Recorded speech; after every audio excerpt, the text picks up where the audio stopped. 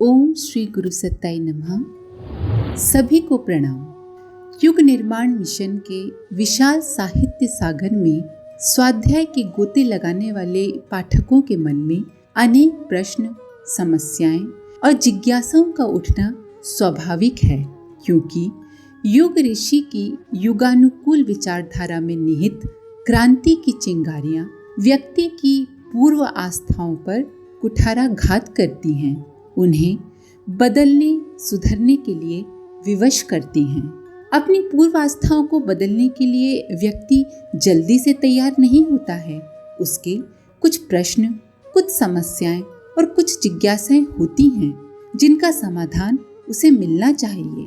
इसी आवश्यकता की पूर्ति हेतु संभावित समस्याओं और युग ऋषि के साहित्य से उनके समाधान खोजकर संकलित कर इस पुस्तक में प्रकाशित किया गया है, जिसका नाम है समस्याओं का समाधान ऋषि चिंतन से। आइए आज से इस पुस्तक का स्वाध्याय आरंभ करते हैं। प्रथम अध्याय, व्यक्ति निर्माण। समस्या। आज की विषम परिस्थितियों में अनेक समस्याओं से उलझे इस जीवन में, जहां दुखों की मात्रा आनंद से अधिक हो गई है, किस प्रकार अपने आप को अप्रभावित व शांत रखें। समाधान। मनुष्य जीवन में आए दिन उपस्थित रहने वाली कठिनाइयों का कोई ठिकाना ही नहीं है। कोई व्यक्ति इस संसार में ऐसा नहीं है जिसे किसी न किसी प्रकार की आपत्तियों और प्रतिकूल परिस्थितियों का सामना न करना पड़ता हो। अब प्रश्न ये है कि वातावरण में व्याप्त अनीति, अनाचार, दुष्टता से पूर्ण व्यवहार से हम अपने आप को किस प्रकार अप्रभावित बचा कर रख सकते हैं। यहाँ ये बात ध्यान में रखने की है कि हर परिस्थिति, हर घटना, हर वस्तु के लिए कुछ बातें अनुकूल हैं तो कुछ प्रतिकूल, और किसी भी घटना विशेष का प्रभाव उसके अनुरूप जो परिस्थिति या व्यक्ति होता है उसी पर पड़ता है।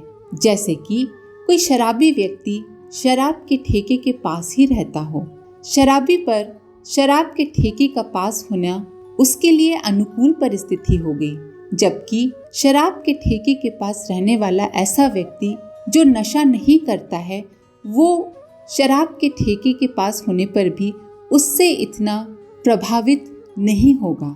बुरी परिस्थितियों, बुरे तत्वों और बुरे व्यक्तियों का प्रभाव हल्के दर्जे की मनोभूमि के लोगों पर ही पड़ता है। ऊंची और सुसंस्कृत मनोभूमि वाले व्यक्ति उससे बहुत कम ही मात्रा में प्रभावित होते हैं। जुएबाजी, शराबखोरी, सिनेमाबाजी, व्यभिचार, आवारागर्दी, शैतानी के अड्डे हर जगह पाए जाते हैं, पर उनका प्रभाव सभी पर पड़े ऐसी बात नहीं है।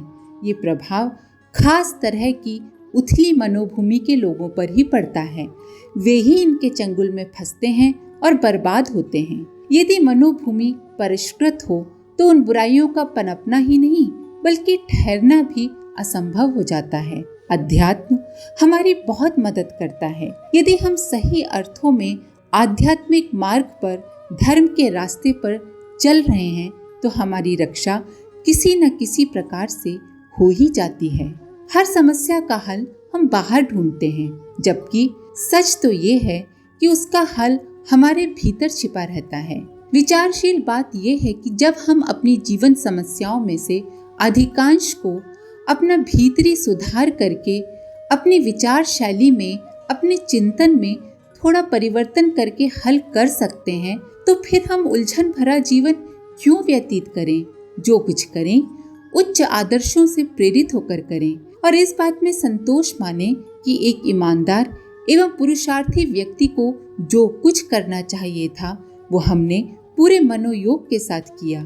अभीष्ट वस्तु न भी मिले, किया हुआ प्रयत्न सफल न भी हो तो इसमें दुख मनाने, लज्जित होने या मन छोटा करने की कोई बात नहीं, क्योंकि हमने अपना कर्तव्य भली प्रकार निभाया और सफलता हमेशा मनुष्य के हाथ में नहीं है। इसके बहुत सारे कारक होते हैं, जैसे कि हमारे पिछले कर्म, जैसे कि हमारा प्रारब्ध। अनेक कर्तव्य परायण व्यक्ति परिस्थितियों की विपरीतता के कारण असफल होते हैं, पर इसके लिए उन्हें कोई दोष नहीं दे सकता। यदि अपने मन की बनावट भी ऐसी ही हो जाए कि सफलता और असफलता की चिंता किए बिना अपने कर्तव्य पालन में ही संतुष्ट रहने लगे, तो समझना चाहिए कि अपना दृष्टिकोण सही हो गया है और प्रसन्नता अपनी मुट्ठी में आ गई है। कर्तव्य पालन पूर्णतया अपने हाथ में है, इसे कोई नहीं रोक सकता। यदि प्रसन्नता को कर्तव्य परायणता पर आधारित कर लिया गया तो अपनी प्रसन्नता अपनी मुट्ठी में है और वो कर्तव्य पालन के साथ साथ स्वमेव उत्पन्न होकर चित्त को आनंद, उत्साह और संतोष से भरे रख सकती है। इसीलिए गीताकार ने हमें ये सहज नुस्खा बता दिया है कि हम कर्म करें, फल की चिंता न करें, जो हमारा कर्तव्य है उसे भली प्रकार निभाएं। इस विश्व का निर्माण सत, रज, तम इन तीनों गुणों के मिलने से हुआ है। निसंदेह दुनिया में सज्जनता, नेकी, सौहार्द, स्नेह और सहयोग की पर्याप्त मात्रा मौजूद है। इससे प्रेरित होकर लोग एक दूसरे की भलाई करते हैं, स्वयं कष्ट उठाकर दूसरों को सुख पहुंचाते हैं और दूसरों के दुर्व्यवहार को सहन करते हैं। इस संसार में आनंददायक तत्वों की कमी नहीं है। यदि आशा और उल्लास के कारण समुचित मात्रा में न होते तो कोई भी आत्मा इस जीवन को जीना स्वीकार न करती। कठिनाइयों के बावजूद सुविधाएं और आकर्षणों की इतनी बड़ी मात्रा मौजूद है कि यदि मृत्यु का प्रश्न सामने आए तो हर कोई उसे नापसंद करता है और रोता है। मृत्यु का भय इस बात का प्रमाण है कि जीवन में दुखों की अपेक्षा आनंद की मात्रा अधिक है। मनुष्य की मान्यता, भावना, निष्ठा और रुचि एवं आकांक्षा के अनुरूप ही उसे ये सारा विश्व दिखाई पड़ता है। समस्या, मैंने इतना दिया पर इसके बदले में मुझे क्या मिला, इसीलिए अब मुझे कुछ भी करने का मन ही नहीं करता। समाधान, मैंने इतना दिया पर इसके बदले मुझे क्या मिला, ऐसा विचार करने की उतावली मत करिए। बादलों को देखिए, वे संसार पर जल बरसाते फिरते हैं। किसने उनके एहसान का बदला चुकाया है? बड़े बड़े भूमि खंडों का सिंचन करके उनमें हरियाली उपजाने वाली नदियों के परिश्रम की कीमत कौन दे रहा है? हम पृथ्वी की छाती पर जन्म भर लदे रहते हैं और उसे मल मूत्र से गंदी करते रहते हैं। इसका मुआवजा भला कभी किसी ने अदा किया है पृथ्वी को? वृक्षों से हम फल, छाया, लकड़ी पाते हैं, पर हमने क्या कभी इसकी कीमत दी वृक्षों को? परोपकार स्वयं ही एक बदला है। त्याग आपको भले ही घाटे का सौदा प्रतीत होता हो, पर जब आप उपकार करने का अनुभव स्वयं करेंगे तो देखेंगे कि ईश्वरीय वरदान की तरह यह दिव्य गुण स्वयं ही कितना शांतिदायक है, हृदय को कितनी महानता प्रदान करता है। उपकारी जानता है कि मेरे कार्यों से जितना लाभ दूसरों को होता है उससे कई गुना स्वयं मेरा होता है। जानते हैं दूसरों की सेवा करने का सबसे बड़ा उपहार क्या है? वो है मन की शांति। ज्ञानवान पुरुष जो कमाते हैं वो दूसरों को बांट देते हैं। वे सोचते हैं कि प्रकृति जब जीवन सरीखी बहुमूल्य वस्तु मुफ्त में दे रही है तो हम अपनी फालतू चीजें दूसरों को देने में कंजूसी क्यों करें? आध्यात्मिक व्यक्ति सोचता है कि मैं दूसरों के लिए क्या कर सकता हूँ। आप दूसरों की भलाई, मदद ये सोच के न करें कि मुझे बदले में क्या मिलेगा, लोग मेरी प्रशंसा करेंगे कि नहीं करेंगे, बल्कि ये समझ कर करें कि यही मेरी पूजा है, यही मेरी आराधना है। आप बुरे दिनों में और विपत्ति की घड़ियों में भी परोपकार के दिव्य गुणों का परित्याग मत करिए। त्याग करना, किसी की सहायता करना, ये एक प्रकार से उधार देने जैसा है। हम जो कुछ भी दूसरों को देते हैं वो हमारी संचित पूंजी की तरह जमा हो जाता है। समस्या, बहुत बार चाहने पर भी अभीष्ट कार्य के लिए समय नहीं लगा पाते, समय मिलता ही नहीं है और मन बड़ा खिन्न हो जाता है। क्या करें? समाधान, बहुत बार चाहने पर भी अभीष्ट कार्य में पर्याप्त समय और आवश्यक श्रम नहीं लगाया जा सकता।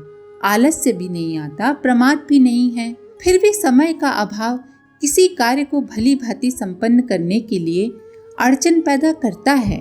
ऐसे समय में देखना चाहिए कि कहीं समय का अभाव इसलिए तो नहीं है कि हम अन्य व्यर्थ के कार्यों में समय नष्ट कर रहे हैं, जैसे कि टीवी में कोई अपना प्रोग्राम है उसको देख रहे हैं, या फिर थोड़ी गप्पबाजी कर रहे हैं, बैठ के दूसरों की बुराई कर रहे हैं।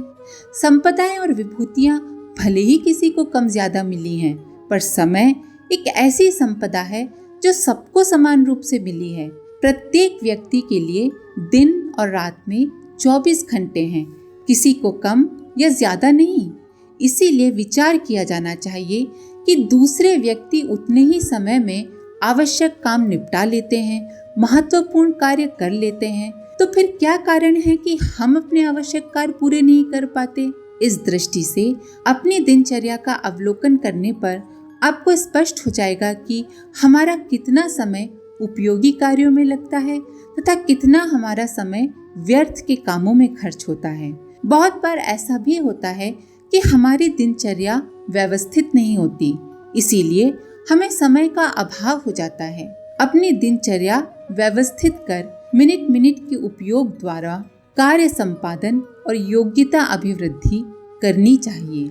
समस्या, सुखों की अपनी उपयोगिता तो है ही, लेकिन क्या जीवन में विपन्नता का, गरीबी का भी महत्व है? क्या वो भी उपयोगी है? क्या कठिनाइयां भी उपयोगी हैं? समाधान, सुखों की अपनी उपयोगिता है।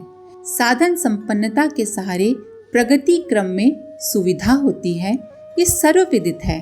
पर ये भी नहीं भुला देना चाहिए कि कठिनाइयों की आग में पककर ही खरा और सुदृढ़ बना जाता है। सोने को अग्नि परीक्षा में और हीरे को खराद पर चढ़ने में कठिनाई का सामना करना ही पड़ता है, पर इसके बाद उसका मूल्य भी तो कितना बढ़ जाता है। कठिनाइयों के कारण मनुष्य में धैर्य, साहस, कौशल, पराक्रम जैसे कितने ही सद्गुण विकसित होते हैं, जागरूकता बढ़ती है और बहुमूल्य अनुभव एकत्रित होते हैं। आत्मविश्वास जागृत होता है कि हम कैसी भी परिस्थितियों में रह सकते हैं। संपन्नता की अपनी उपयोगिता है तो विपन्नता का भी अपना महत्व है। यदि दोनों का समुचित लाभ उठाया जा सके तो ये दोनों ही अनुदान प्रगति के पथ पर अग्रसर करने के लिए अपने अपने ढंग से सहायता करते दिखाई पड़ेंगे। जब तक हम संघर्ष नहीं करेंगे हम मजबूत नहीं बन सकते। जो संघर्ष करता है उसी की प्रगति होती है, उसी में आत्मविश्वास कूट कूट कर भर जाता है। नमक और मीठा परस्पर विरोधी हैं, पर उनसे स्वाद संतुलन भी बनता है। तानों और बानों के धागे एक दूसरे से विपरीत दिशा में चलते हैं, पर उनका गुंथन उपयोगी वस्त्र बनकर सामने आता है। रात्रि और दिन की स्थिति में भिन्नता ही नहीं, विपरीतता भी है, पर उनके समन्वय से ही समय चक्र घूमता है। अनुकूलता और विपरीतताओं का समन्वय ही संसार है। जीवन श्रृंखला इन विचित्रताओं की कड़ियों से मिलकर ही बनी है। हमें दोनों की उपयोगिता समझनी चाहिए। इसके आगे का अगले वीडियो में। आज के लिए इतना ही। अपने विचार कमेंट बॉक्स में जरूर लिखें। आप सभी का धन्यवाद। ओम शांति। हमारे YouTube चैनल को सब्सक्राइब करें और बेल आइकन को दबाकर ऑल पर क्लिक करें ताकि आने वाले सभी वीडियोस की नोटिफिकेशन आपको मिलती रहे।